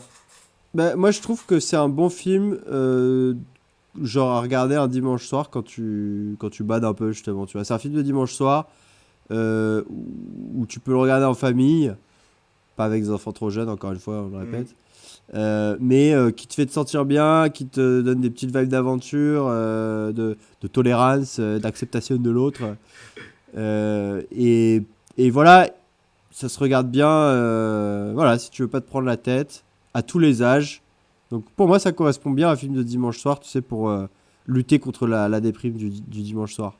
Voilà, je le recommande à tous les gens qui badent, si vous écoutez un dimanche et que vous savez pas quoi faire ce soir. Eh ben, Faites Robin ça, Hood Robin Hood. and the Secret of Thieves. Non, c'était quoi le titre? The Prince of Thieves. The Prince of Thieves. Prince of Thieves. Thieves. Thieves. Bah, Et le film qu'il vous faut. Et le film qu'il vous faut. Et moi, j'en rajouterais un truc au niveau du conseil, de la reco.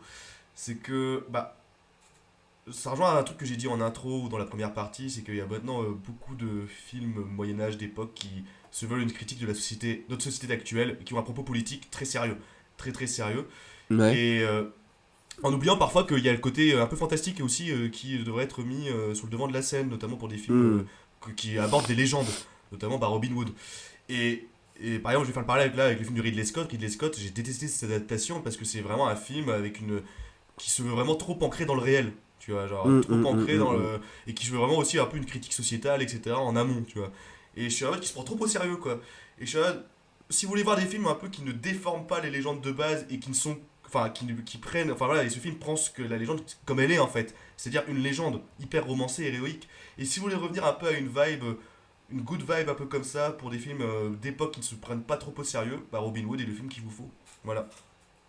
Sans qu'il y ait de. Ouais, c'est vrai. C'est vrai que c'est pas quelque chose que j'avais en tête, mais en tout cas de ce que je connais de la légende de base, voilà, c'est l'idée, c'est de reprendre vraiment la légende de base, d'y ajouter quelques petits ajouts bien pensés, mais de pas trop la déformer. C'est ça. C'est vrai que si des gens sont intéressés par ces histoires-là, ces contes-là, c'est un bon film pour ça aussi, ouais. Et alors après, moi, je sais pas dans quelle mesure, parce que vraiment, comme je t'en parlais tout à l'heure avec Ridley Scott, etc., je mets vraiment tous ces films-là, je les regroupe un peu dans la vibe, voilà, film moyenâgeux / heroic fantasy. Je mets un peu tout dans le même sac, j'avoue, parce que c'est des genres que j'aime pas beaucoup. J'aime pas beaucoup Le Seigneur des Anneaux. Et il faudra qu'on fasse des épisodes dessus et que je me les remette parce que c'est vrai qu'à l'heure des charges. On aura un bon débat sur Le Seigneur des Anneaux. Ouais, je les ai vus qu'une fois. Voilà, Gladiator, j'ai m'a moyennement passionné. Enfin, voilà, de manière générale, j'aime pas beaucoup ces films-là. Donc, je sais pas ce que toi t'en penses, vu que t'aimes beaucoup Le Seigneur des Anneaux et que t'aimes beaucoup ces films-là. Est-ce que c'est pertinent de recommander aux gens qui aiment Le Seigneur des Anneaux de regarder ce film-là? Aux gens qui aiment les films Seigneur des Anneaux, Rick Fantasy ou plus historiques comme à la Ridley Scott comme Kingdom of Heaven ou Gladiator, si on met tout ce package, je pense que oui, je le conseille aussi amplement, parce que pour plusieurs raisons, hein, parce que la première c'est que si tu compares, on va comparer un peu deux films, si on compare même Kingdom of Heaven qui se vraiment ancré dans la réalité, même s'il y a beaucoup de choses qui sont hyper anachroniques, etc. Enfin, on s'en fout, mais c'est beaucoup plus réaliste que le film qu'on est en train de parler. Mais je trouve qu'en fait, ça dépend vraiment ce que tu as envie de regarder, quoi. Parce que pour moi, si tu remates un Kingdom of Heaven ou un Robin Hood de Ridley Scott, c'est vraiment pour en prendre plein la vue au niveau des décors, premier plan, mais aussi pour avoir vraiment on va dire, un film qui colle plus ou moins à la réalité, enfin qui se fait beaucoup plus réaliste, mais aussi qui aborde vraiment un réel sujet qui est plus pour moi politique. Enfin, vraiment qui est plus dans le politique. Donc au Kingdom of Heaven, ça se voit qu'il y a une réelle critique des croisades, qui est une remise, enfin vraiment où la tolérance est bien mise en avant, un respect mutuel des peuples, etc. Une grande critique finalement de la gente seigneuriale et de la religion qui instrumentalisait les croisades à l'époque. Enfin vraiment, t'as tout ce truc-là qui est mis en avant et vraiment qui est même le propos du film. Pareil dans Robin Hood, là t'as vraiment l'oppression, etc. qui est mis en avant et un peu l'importance de la loi, l'importance du respect, j'allais dire, que toute personne peut vivre selon ses moyens et tout. C'est vraiment le cœur politique du film aussi. Et ça, si t'as envie de mater ça pour ça, oui. Après, je pense que je peux conseiller aussi Robin Hood pour ces gens qui aiment ce genre de film, parce que déjà, c'est un film pseudo-historique, donc du coup, ça plaira au niveau des décors, des costumes, etc. Et aussi, je pense que le propos n'est pas du tout le même, parce qu'on n'a pas arrêté de le répéter, mais c'est un film qui se veut good vibe. Et je pense que quelqu'un qui est qui adore le film d'époque plus ancré dans la réalité, trouveront aussi leur compte dans d'autres choses en matant Robin Hood, Prince of Thieves. Parce que c'est vraiment pas dans la même logique et le même mental quand tu mates ces deux genres de films, quoi, finalement. C'est pour ça que pour moi, en fait, je les range même pas dans le même package, tu vois, finalement. Hein, genre, Robin Hood, pour moi, c'est vraiment à part, ça fait partie de l'historique romancé, fantastique. Et l'autre, Gladiator, c'est un péplum. Et les films comme Kingdom of Heaven ou Robin Hood de Ridley Scott, c'est vraiment le film j'allais dire presque politique finalement, historico-politique et réaliste, voilà.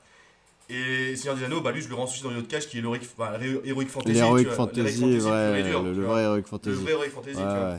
Et du coup, c'est vrai qu'il y a des... Enfin voilà, faut pas croire que je vois tous ces films comme étant exactement la même chose. Bien évidemment, ils appartiennent à des genres bien différents. C'est juste, voilà, mon classement personnel. De les mettre un peu tous dans le même panier, parce que n'étant pas amateur de la chose et m'en tenant toujours un peu à une certaine distance, pour moi c'est toujours un peu des films qui ont la même vibe. Mais finalement, tu vois, le visionnage effectivement de ce Robin Hood m'a démontré le contraire et m'a agréablement surpris. Et ça me fait grandement plaisir que tu aies apprécié ce film. Donc merci de ta recommandée, moi. Et je t'en prie, ça fait plaisir. Ça fait plaisir. Et d'ailleurs, en parlant de reco, je pense qu'on a un peu fait le tour maintenant de Robin Hood, Prince of Thieves. Oui. Et maintenant, je pense qu'on peut parler ou teaser notre prochain épisode. On n'a toujours pas choisi le sujet. Effectivement. Alors, on va choisir le sujet. On va choisir le sujet. Et donc, mon cher Jules, de quoi allons-nous parler justement pour ce 7e épisode ? Eh bien, mon ami, après une très longue réflexion, beaucoup de débats, nous avons décidé que nous allions aborder un tout nouveau format d'œuvre duquel nous n'avons pas encore traité dans ce podcast. Et je n'en dirai pas plus. Je laisse à nos auditeurs la joie de découvrir de quoi il en retourne dans le 7e épisode du Comptoir des Recos.